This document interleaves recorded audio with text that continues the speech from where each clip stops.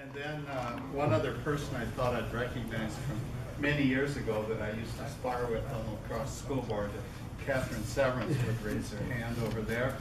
She's defected part of the year to Minnesota and somehow joined this alien group, the Minnesota Rail Group. We'll forgive that. Even though it says Black River Falls on her name tag, which probably means I'll have to get her to coach on WisARP. Thank you for your forgiveness, John. Yeah, and I worked very hard.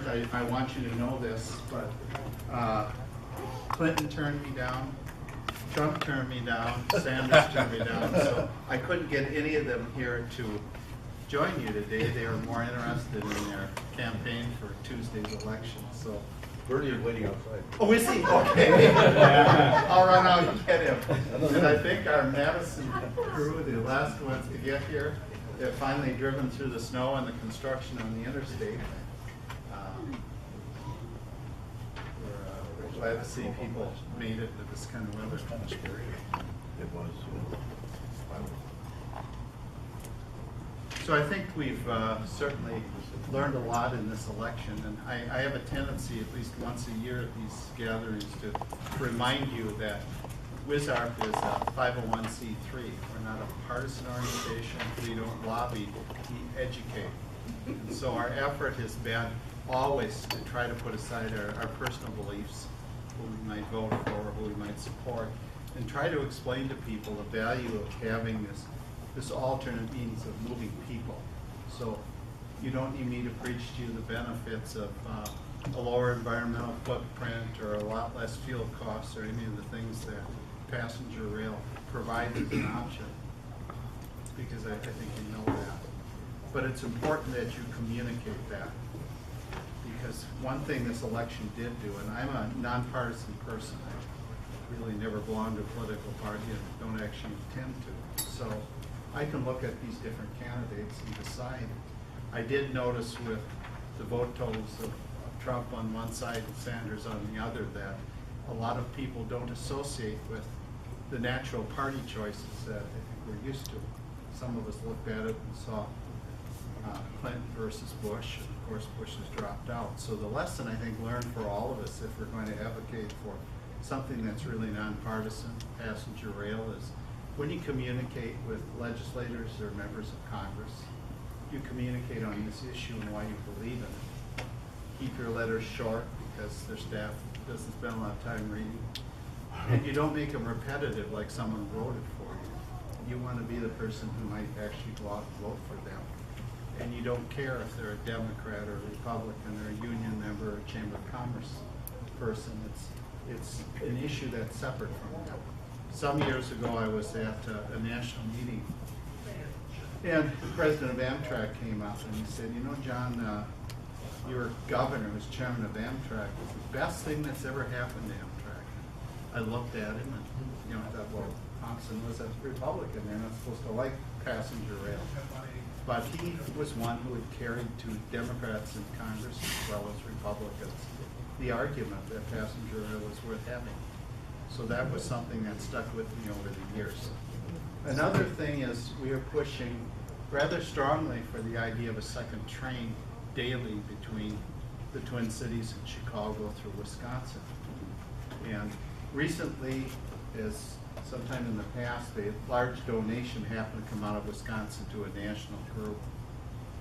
And one thing I would urge you to consider if you're, and you don't have to have $2 million involved like this one, but if you're interested in building up the chances of that, is to put some money into WisARP, who will have to do a lot of the funding of advertising as we get close to the second train. And I'm sure the same will have to be done in Minnesota and with our friends in Illinois. Basically, when we started the Hiawatha service expansion between Milwaukee and Chicago, we mailed to the 1,000 largest businesses on either end the timetable and why it was good for their business to utilize this new opportunity. And basically, WisARP paid for that. And I'm sure our Minnesota person from MnDOT can tell you that they're not afloat with money either there. And I think we know that politics is best on a local level. And so you get a much greater reach when you're dealing locally. And when you communicate again with a politician, even if they're a national office holder, you're the one who votes for them, not the country. So your title may be United States Senator or Representative, but when it comes to election day, you're from Wisconsin, you're from Minnesota, you're from Illinois. So when you communicate to them, you make it very obvious that this is something that interests you. This is a voting issue that may decide which way you vote, because those votes are exceedingly important. This year we're going to be running our election information again. So we always need some volunteers. All too often it's fallen to just a few, and we try to put a query out to anyone, at least to the two major parties running for a congressional seat or a legislative seat in Wisconsin. Typically we put two questions on nationally. One of them has always been, we continue the funding support of Amtrak. This year, for a state question, we'll certainly be putting on, will you support a second daily train, Twin Cities to Chicago through Wisconsin? And so if any of you are interested in helping with that, that also helps protect the Hiawatha funding between Milwaukee and Chicago, which has been supported every year through governors of both political parties, and we need to keep that going. There are over 800,000, and some of us predicted the day would happen. There'd be 1 million people. And when it started, this was back during the Thompson administration, I think it's about 180,000 a year. So it's way over double. So it gives you an idea of the practicality. In all your communications, always be practical. When I talked to Bob Cohen about his map, he said, well, you know, we put on the things that we can all think of, but yes, they have differing levels of financial stability and sustainability. And that was one of the first things we found when we put together WisARP's long-range plan. When we first got together and said we need a plan to address these issues in Wisconsin, everybody looked at what had once been there and said, let's put that back. And then we had to sit down. We calculated, we walked the tracks from Madison East. We actually came up with what it would cost, because WisDOT in those days did not have the money for that. And it gives you a sense of an understanding of the more feasible you can make it, the more logical you can make it, the greater the chance you're going to get support for it. So right now, all of our states have plans to expand. And to remind you that our organization, through its own vote, puts this second train daily as the highest single priority. Business travelers need it.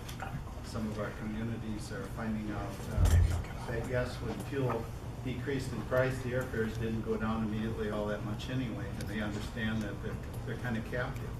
So if you live anywhere near that rail line between those urban areas, and you're trying to keep a business going in a community, that's quite an option, and it's a good option to have if you're going to do business, say, in the Twin Cities or Milwaukee or Chicago, because it's a lot less expensive.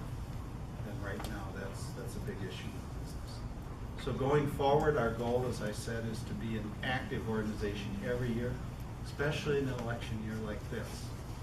Sometimes one seat changing in one house or another can stop or start big things.